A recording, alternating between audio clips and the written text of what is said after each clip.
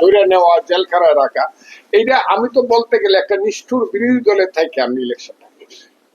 এটা তো আমার উপরে হওয়ার কথা ছিল, কেন হইল আমি বুঝলাম না।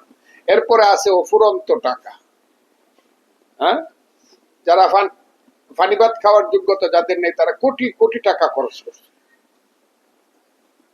আমি বললাম তো এদের ইতিহাস পানিবার এর চেয়েও কম, যে সহলে পানিবাতও খাইতে পারে না, কিন্তু এরা কোটি কোটি টাকা খরচ করে ইলেকশন।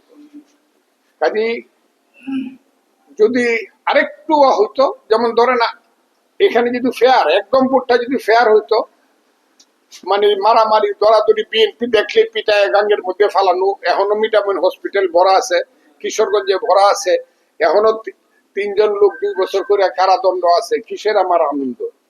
কথাটা বুঝছেন না? আমার 50,000 ভোট আরো বেশি হইতো কম পক্ষে, ইলেকশন ফেয়ার হইতো। এই কারণে আমার মনটা খুব, যে আপনারা বলতেছেন খুশি বেশি ভোট পাইছে, এটা বেশি ভোট না, বুঝছেন আপনার কথাটা? আমার 50,000 ভোট আমার কমায় দিছে। এই যে আমরা দেখেছি ব্যাপক ভোটে আপনি বিজয় হয়েছেন, তাহলে কি হাওড়ের বাসী আশা করতে পারে আমরা একটা মন্ত্রিত্ব পাবো এই কিশোরগঞ্জ 4 আসন আমি থেকে? মন্ত্রিত্ব কি পাবো না পাবো এটা তো তারেক রহমান সাহেবের ব্যাপার, এটা দলের ব্যাপার। আমার এই ব্যাপারে কোনো ধরনের কথা নেই। দল যদি মনে করে অবশ্যই হবে, না হলে হবে না, এটা নিয়ে আমার কোনো, আমার হলো জনগণের যে বার্ডি ম্যান্ডেটটা পাওয়ার কথা, এটা জনগণ আমার দিছে। কথাটা কি বুঝতে আমরা পারছেন? কিছুদিন আগে দেখেছি আপনি শারীরিকভাবে অসুস্থ হয়েছেন, কিন্তু আজকে যে আপনার মনের খুশি মানে দেখা যাচ্ছে যে শরীরের মধ্যে আসলে আগের 10 বছর বা 15 বছর এগিয়ে যাওয়ার যে শক্তিটা পেয়েছেন, এই মনোবলটা একটু শেয়ার করেন, যে এই মনের মধ্যে আমি 78 বছর বয়সে কোনোদিনই হসপিটালে এক রাইতো ঘুমাই নাই। হঠাৎ করে তারেক রহমান সাহেবের যে মহাসমাবেশ ছিল বৈঠকে 21 তারিখে, এটাতে যাওয়ার পথে অসুস্থ হয়ে গেছে। এরপরে এখন পর্যন্ত সুস্থ আছে আল্লাহর রহমতে, এবং এই সুস্থতাটা থাকবে, কারণ আমার হার্ট, লিভার টিভার যা আছে সব ক্লিয়ার। শুধু তারা বলতে চাইছে যে আমার একটু শ্বাসকষ্ট হয়েছে, এই।